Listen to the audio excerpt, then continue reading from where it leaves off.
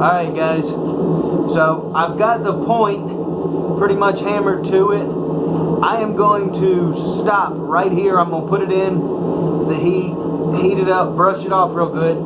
But I'm going to start the forging right here because I don't want to try and cut this and cause a delamination. So I'm just going to brush it off, heat it up, let it cool down slowly so it's annealed. And we'll finish cutting it off and everything else after that.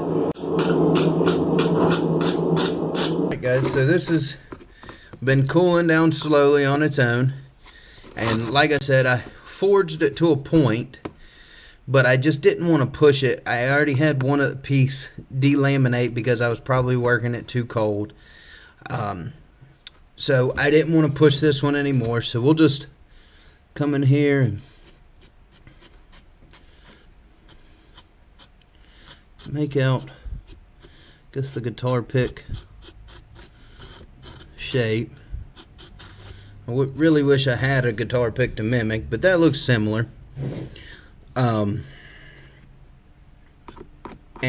we'll cut it and do all the shaping on the grinder.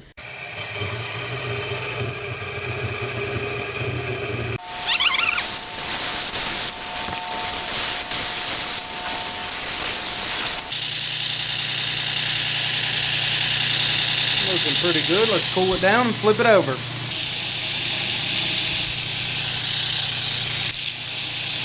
Guys, so I'm just going to use the torch to heat this up. Now the only reason I'm hardening this is, from my understanding, Damascus gets a better contrast when it's hardened. So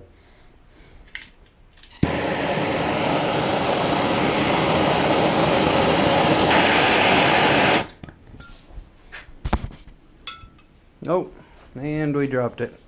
Alright guys, so we got it cleaned up, ready for the temper oven. I just run over to the bandsaw and hit it real quick. I'm probably going to round this point off a little bit. I don't remember guitar picks being quite so pointy.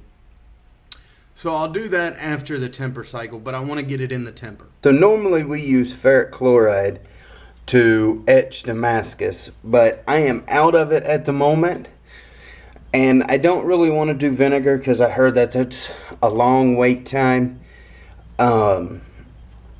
So I have something else on hand that we're going to give a try.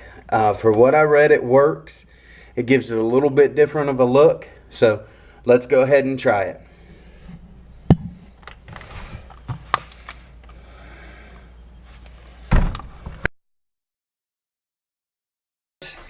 So we've had this guitar pick sitting in the muriatic acid for, I don't know, most of the day, 4 or 5 hours. I kind of forgot about it. I was getting over there forging, trying to do a few things, and I would come back and check on it, and nothing was really happening with it for the first, I don't know, 30 minutes. And after that, I was like, well, I'll just let it set. So I let it set in here, and I had just remembered about it when I was cleaning up, getting ready to shut the shop down for the night, and took a sneak at the pattern, and it looks awesome. So let's take a look. So I've just got some water and baking soda here to help neutralize it. I've had this mixed up all day with it just in case it got spilt or something, because this muriatic acid is some rough stuff. But look at that. That looks sweet. And let's get some metal polish and get this polished up. So all I have is some Brasso here. So we're just going to try this out. Let's go ahead and take this off.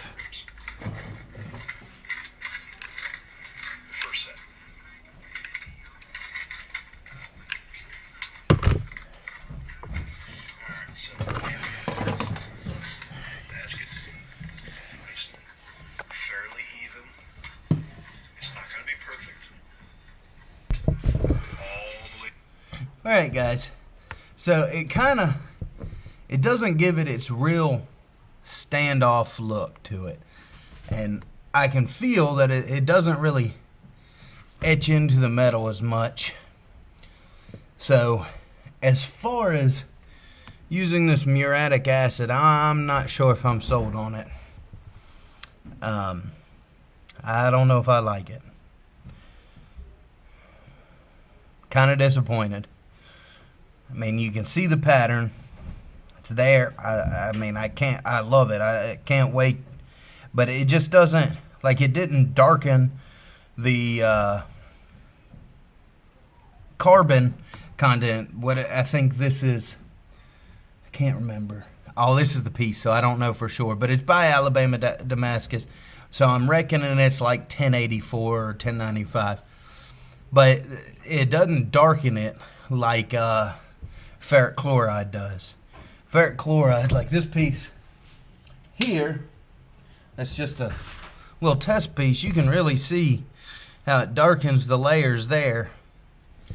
And with this, it doesn't really darken it. It shows the contrast, but not really darkens it. So I was able to, I did locate where I had a small amount of ferric chloride in a mason jar. So I went ahead and let the guitar pick soak in that, and I just neutralized it in some baking soda and water mixture. So now we're taking some 2000 grit sandpaper and just polishing the highs.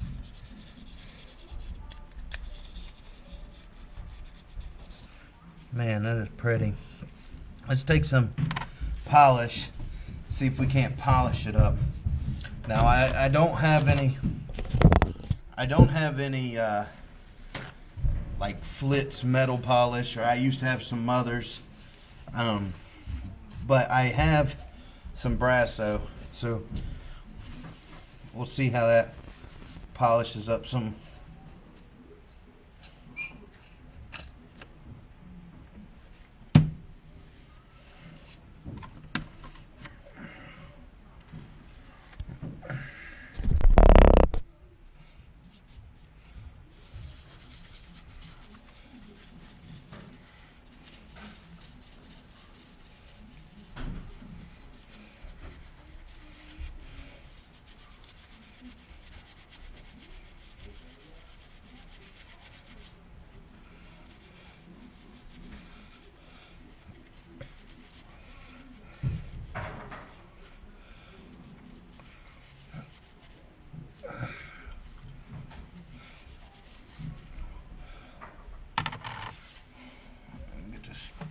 Clean off my hands here.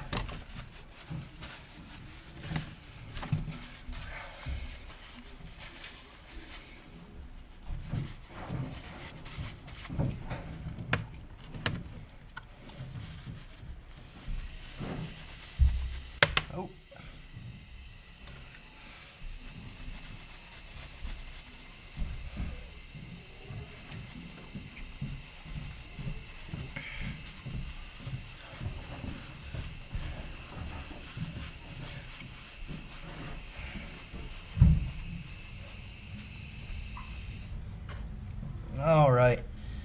And there's the pattern there. And there's that side. So we're just going to take a little necklace loop, hook it there, so you can wear it on a necklace. As you've seen, we finished up with the Damascus guitar pick right here. And now all that's left is to try it out and see how it works. Bet y'all didn't know I could play guitar. I'll show you. Alright. And I've seen some other YouTubers do this. Let's see if I can make it happen.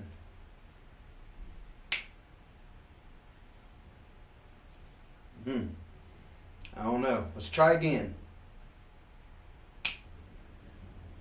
Wait a minute. This isn't a guitar. I don't know. Let's see. Nah, I'm just kidding. Let's try it again. Well, it's a guitar. It's my daughter's. But I think it'll work. Here we go.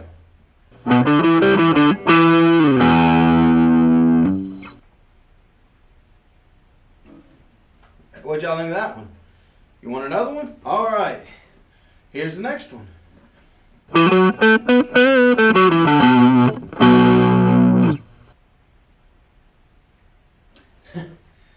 I'm just kidding, guys.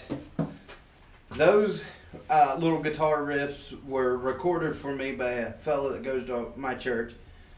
I asked him to do a few little riffs so that I can use them in my intros and stuff. And if you had watched any of the woodworking videos, you'll recognize that second guitar riff. So I hope y'all enjoyed it, guys. Had a little fun here at the end. Hope you liked that. I'll see you on the next one, guys.